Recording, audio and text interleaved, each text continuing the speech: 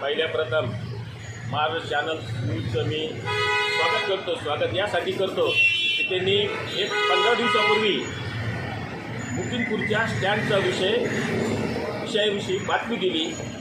पत्रकाराला जनजागृती करायला सांगितलं.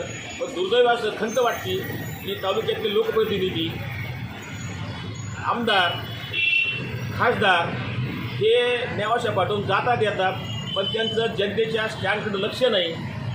गर्दी इतकी होती की गोरगरीब माणसं एस टी मागं धावत सुटतात आणि अपघात होण्याची जास्त शक्यता आहे.